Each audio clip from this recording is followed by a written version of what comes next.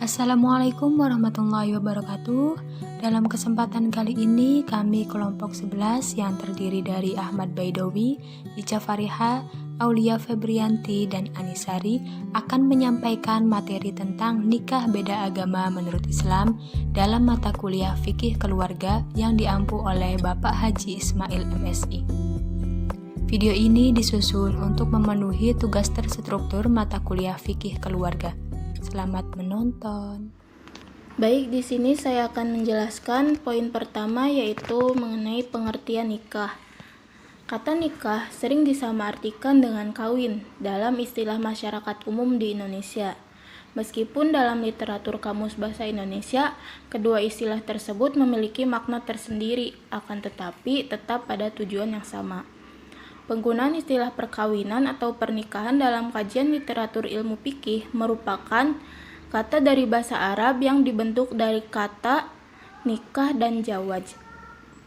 Para ahli fikih juga membuat beberapa definisi nikah, yaitu yang pertama, ulama Hanafiyah berpendapat bahwa nikah adalah suatu bentuk akad yang secara sengaja dilakukan dengan tujuan memperoleh ketenangan atau kesenangan. Kemudian yang kedua yaitu ulama Syafi'iyah berpendapat bahwa nikah dimaknai dengan suatu bentuk akad yang mengandung makna untuk mendapatkan kebahagiaan atau kesenangan disertai lafaz nikah, kawin atau yang semakna dengan itu. Yang ketiga yaitu Hanabilah berpendapat bahwa nikah dimaksudkan sebagai suatu bentuk akad yang menggunakan lafaz nikah agar menjadi sah secara hukum untuk mengambil manfaat dan kesenangan dengan wanita yang dinikahi. Kemudian poin kedua yaitu pengertian pernikahan beda agama. Rusli dan Ertama mengungkapkan bahwa perkawinan antar agama adalah ikatan lahir batin antara seorang pria dan wanita yang berbeda agama dan menyebabkan tersangkutnya dua peraturan yang berlainan tentang syarat-syarat dan tata cara pelaksanaan perkawinan sesuai dengan hukum agamanya masing-masing, dengan tujuan untuk membentuk keluarga bahagia dan kekal berdasarkan ketuhanan yang Maha Esa. Berdasarkan pendapat ahli tersebut, bahwa dapat disimpulkan perkawinan antar agama merupakan hubungan dua insan yang berbeda keyakinan dan diikat dalam satu pertalian yaitu perkawinan. Dan adapun dua unsur pokok yang harus ada dalam definisi perkawinan antar agama yaitu keyakinan atau memeluk agama yang berbeda dan diikat dalam suatu hubungan perkawinan. Saya akan menjelaskan tentang tentang perkawinan antar agama wanita musyrik. Di dalam Al-Quran dan hadis, perkawinan dengan beda keyakinan masih diperdebatkan, meski terdapat pengecualian untuk ahli kitab. Hal ini disebutkan dalam beberapa ayat dalam Al-Quran, antara lain terdapat pada surat Al-Baqarah ayat 221.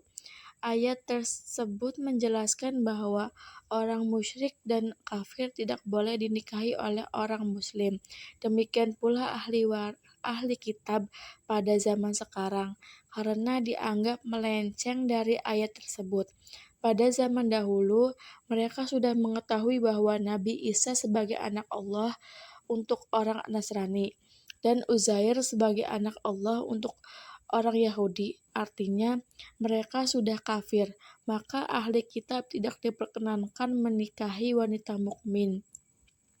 Demikian pula sebaliknya, pria mukmin tidak boleh menikahi ahli kitab. Yang kedua, terdapat Quran surat Al-Mumtahanah ayat 10. Ayat ini menjelaskan bahwa adanya larangan meneruskan tali perkawinan dengan wanita-wanita musyrikah dan kafir yang saat itu masih dalam ikatan laki-laki muslim. Yang terakhir, terdapat Quran surat Al-Maidah ayat 5. Dari ayat ini menyimpulkan bahwa wanita muslimah tidak boleh menikah dengan pria non-muslim, termasuk dengan ahli kitab. Pria muslim pun tidak boleh menikahi wanita kafir atau musyrik, tapi pria muslim boleh menikahi wanita ahli kitab.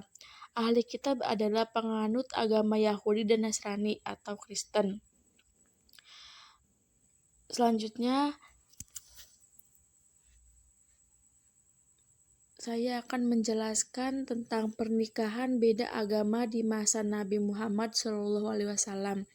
Perempuan musyrik tidak boleh dinikahi pria muslim, tetapi boleh menikahi perempuan ahli kitab. Sedangkan perempuan muslimah tidak boleh dinikahi pria musyrik walaupun pria itu ahli kitab. Alasannya mengikuti Rasulullah SAW yang memiliki 2 istri ahli kitab. Selanjutnya adalah pendapat para ulama tentang hukum pernikahan beda agama. Pertama, apabila perkawinan antar agama terjadi antara perempuan muslimah dan laki-laki non-muslim, baik calon suaminya termasuk pemeluk agama yang memiliki kitab suci seperti Yahudi dan Nasrani yang disebut juga ahli kitab, maupun pemeluk agama lain, maka para ulama itu sepakat hukumnya haram dan tidak sah berdasarkan firman Allah dalam surat Al-Baqarah ayat 221 yang telah dijelaskan sebelumnya. Nah, di antara pertimbangan haram mutlaknya perempuan muslimah menikahi laki-laki non-muslim, ada beberapa pertimbangan. Yang pertama yaitu tidak ada ayat lain yang dapat dipahami sebagai pengecualian seperti surat Al-Maidah yang mengecualikan wanita ahli kitab. Yang kedua, dalam Islam, nasab atau garis keturunan itu mengacu pada pria atau suami. Nah, akan menjadi masalah psikologis, sosiologis jika ayah non-muslim memiliki anak perempuan Islam karena dia tidak berhak menjadi wali untuk anak perempuannya. Yang ketiga, dalam rumah tangga Islam, suami itu ditetapkan sebagai pemimpin bagi seluruh anggota keluarganya, sedang pemimpin itu harus ditaati. Bagaimana jadinya jika sang pemimpin selalu melakukan atau mengarahkan kepada hal-hal yang bertentangan dengan ajaran Islam, pasti buruklah akibatnya. Sekadar contoh kecilnya itu, bagaimana kalau sang pemimpin ini selalu mengkonsumsi daging babi dan untuk dia selalu minta disiapkan? Tentu amat merepotkan istri ataupun anak-anak mereka. Dan yang terakhir, sampai sekarang tidak ada seorang ulama pun termasuk Ibnu Jarir atau Bari dan Syekh Muhammad Abduh yang berpendapat bahwa yang dimaksud pria musyrik itu hanyalah yang berasal dari bangsa Arab saja, karena memang tidak cukup qarinah atau indikator untuk dapat memahami demikian. Di antara hikmah diharamkannya perkawinan ini adalah dikhawatirkan wanita Islam kehilangan kebebasan beragama dan lemah pendiriannya sehingga dapat mudah tersesat untuk murtad mengikuti agama suaminya. Begitu juga anak keturunannya yang lahir dari perkawinannya dikhawatirkan akan mengikuti agama bapaknya karena otoritasnya melebihi ibunya. Yang kedua, apabila perkawinan antar agama terjadi antara laki-laki muslim dengan perempuan musyrik, para ulama juga sepakat hukumnya haram dan tidak sah berdasarkan dalil di atas. Namun, para ulama berbeda pendapat mengenai kategori musyrikah. Syekh Muhammad Rashid Ridho dengan menukil pendapat Muhammad Abduh dalam tafsir Al-Manar bahwa wanita musyrikah yang dimaksud dalam ayat tersebut adalah dari kalangan bangsa Arab karena tidak memiliki kitab suci saat Al-Quran turun. Menurut Alkitab Rawa'iul Bayan Tafsir Ayah Al-Arkam Juz 1 halaman 282 karya Syekh Muhammad Ali As-Sobuni, orang musyrik adalah orang-orang yang telah berani menyekutukan Allah dengan makhluknya. Nah, sementara menurut jumhur ulama fikih atau mayoritas fuqaha bahwa yang dimaksud musyrikah adalah semua wanita kafir selain Yahudi dan Nasrani baik dari bangsa Arab maupun non-Arab. Menurut pendapat ini bahwa semua wanita yang bukan Islam dan bukan pula Yahudi dan Kristen tidak boleh dinikahi oleh pria muslim apapun agama dan kepercayaannya seperti wanita dari umat Buddha, Hindu, Konghucu karena dikategorikan sebagai musyrikah yang haram untuk dinikahi. Dan yang ketiga, jika perkawinan terjadi antara laki-laki muslim dan perempuan ahlul kitab, maka terdapat beberapa pendapat di kalangan ulama. Sebagian ulama termasuk dari kalangan sahabat Umar bin Khattab melarang perkawinan antara pria muslim dengan perempuan ahlul kitab. Alasannya mengapa? Karena Allah secara umum telah mengharamkan laki-laki muslim menikahi perempuan musyrikah. Bagi pria Islam, Al-Quran Surat Al-Maidah ayat 5 menyatakan bahwa diperbolehkan laki-laki muslim menikah dengan perempuan bukan Islam, asal saja perempuan itu ahli kitab. Pria Islam yang ingin menikah dengan wanita yang beragama Yahudi dan Kristen, yaitu wanita yang berpegang teguh kepada kitab suci Taurat dan kitab suci Injil, dapat diperkenankan atau tidak dilarang asal pihak laki-laki Islam itu kuat imannya dan rajin ibadahnya, baik moral dan memiliki wibawa dalam rumah tangga, dapat membina rumah tangga serta mendidik istrinya sehingga lambat laun bisa menerima agama Islam dan menjalankannya secara baik. Sementara menurut kalangan jumhur ulama, dibolehkan perkawinan antara laki-laki muslim dengan perempuan ahli kitab. Argumen mereka adalah penjelasan spesifik yang terdapat dalam surat Al-Maidah ayat 5. Menurut Sayyid Sabiq, meskipun pada dasarnya tidak ada halangan bagi pria muslim untuk menikahi perempuan ahli kitab, namun tetap menjadi sesuatu yang makruh, sehingga lebih baik dan dianjurkan untuk ditinggalkan bila tidak ada alasan syar'i yang menjadi dispensasi untuk melakukannya. Di antara hikmah yang dikemukakan oleh para ulama yang membolehkan perkawinan pria muslim dengan wanita Kristen dan Yahudi itu satu rumpun dengan agama Islam, sebab sama-sama agama wahyu. Maka kalau seorang wanita Kristen atau Yahudi menikah dengan pria muslim yang baik, taat, dan kuat imannya, dapat diharapkan atas kesadaran dan kemauan sendiri wanita itu masuk Islam. Syekh Al-Qardawi menjelaskan soal dibolehkannya menikahi perempuan ahlu kitab. Beliau mengatakan bahwa di balik ketentuan hukum tersebut ada beberapa hikmah yang diharapkan bisa dicapai, yaitu yang pertama motivasi bagi si istri agar masuk Islam, yang kedua memperkecil jurang pemisah antara komunitas muslim dan komunitas ahlul kitab, yang ketiga memperluas lingkup toleransi antar pemeluk kitab ketiga agama samawi, dan yang terakhir mendorong adanya interaksi positif antara komunitas muslim dan komunitas ahli kitab. Dalam konteks pernikahan beda agama, Majelis Ulama Indonesia pada tahun 1985 telah mengeluarkan fatwa sebagai fenomena semakin meningkatnya jumlah pasangan yang melakukan perkawinan antar agama. Nah, dalam fatwanya secara jelas memuat dua pernyataan, yaitu sebagai berikut. Seorang perempuan Islam tidak diperbolehkan untuk dinikahkan dengan orang laki-laki bukan Islam. Seorang laki-laki Muslim tidak diizinkan menikahi seorang perempuan bukan Islam. Nah, pada prinsipnya agama Islam mengharamkan perkawinan antara seorang beragama Islam dan seorang yang beragama Islam. Sedangkan adanya izin kawin seorang pria muslim dengan seorang wanita ahlul kitab berdasarkan surat Al-Maidah ayat 5 itu hanyalah sebuah dispensasi bersyarat, yaitu bergantung kualifikasi iman, Islam, dan kepribadian pria muslim tersebut haruslah bagus, karena perkawinan mengandung resiko yang tinggi berupa perpindahan agama maupun perceraian serta pertaruhan agama anak keturunannya. Berdasarkan pertimbangan yang disebutkan dan juga berdasarkan realitas konstitusional hukum positif, yaitu pasal 2 ayat 1 Undang-Undang Nomor 1 Tahun 1974 tentang perkawinan yang menegaskan bahwa perkawinan adalah sah apabila dilakukan menurut hukum masing-masing agamanya dan kepercayaannya itu, dan bahwa perkawinan dilarang antar dua orang yang memiliki hubungan yang oleh agamanya atau peraturan lain yang berlaku dilarang nikah. Bagaimana sih legalitas pernikahan beda agama menurut hukum positif dan hukum Islam? Nah, di Indonesia secara yuridis formal perkawinan di Indonesia diatur dalam Undang-Undang Republik Indonesia Nomor 1 Tahun 1974 tentang Perkawinan dan Instruksi Presiden Republik Indonesia Nomor 1 Tahun 1991 tentang Kompilasi Hukum Islam. Kedua produk perundang-undangan ini mengatur masalah yang berkaitan dengan perkawinan termasuk perkawinan antar agama.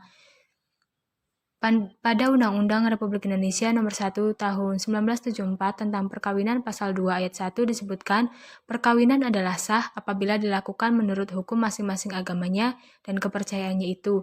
Dalam rumusan ini diketahui bahwa tidak ada perkawinan di luar hukum masing-masing agama dan kepercayaan. Hal senada diterangkan beberapa pasal dalam Instruksi Presiden Republik Indonesia Nomor 1 Tahun 1991 tentang Kompilasi Hukum Islam sebagai berikut. Ada pasal 4 yang berbunyi perkawinan adalah sah apabila dilakukan menurut hukum Islam sesuai dengan pasal 2 ayat 1 UU nomor 1 tahun 1974 tentang perkawinan.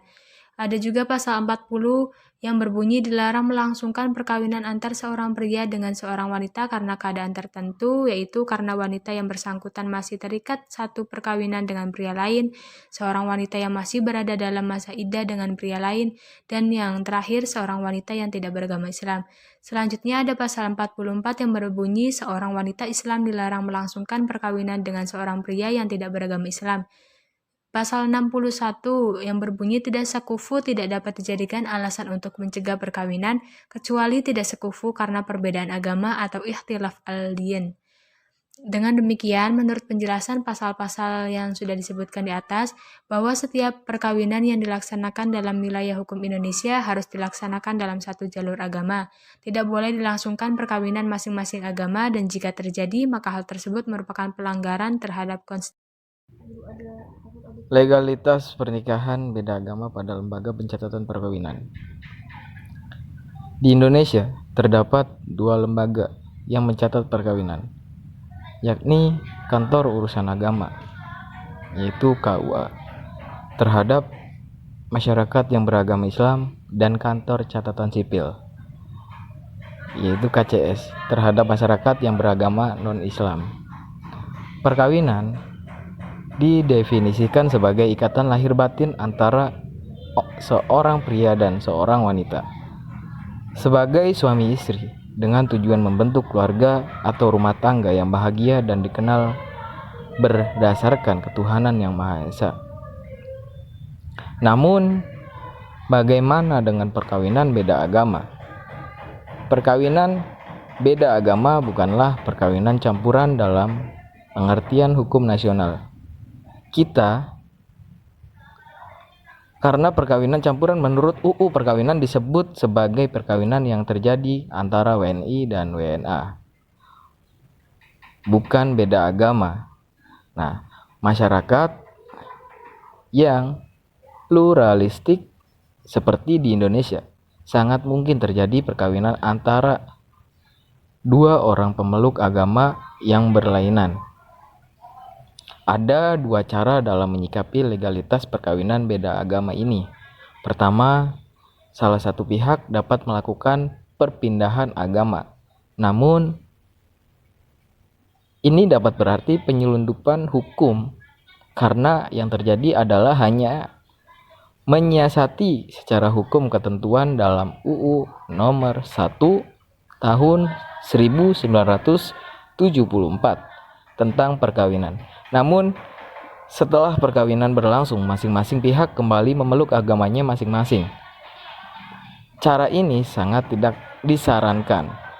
Kedua, berdasarkan putusan MA Mahkamah Agung nomor 1400 K/PDT/1986, Kantor Catatan Sipil diperkenankan untuk melangsungkan perkawinan beda agama. Kasusnya ini bermula dari perkawinan yang hendak dicatat oleh Lydia Kandau, perempuan atau Kristen, dengan Jamal Mirdad, laki-laki atau Islam.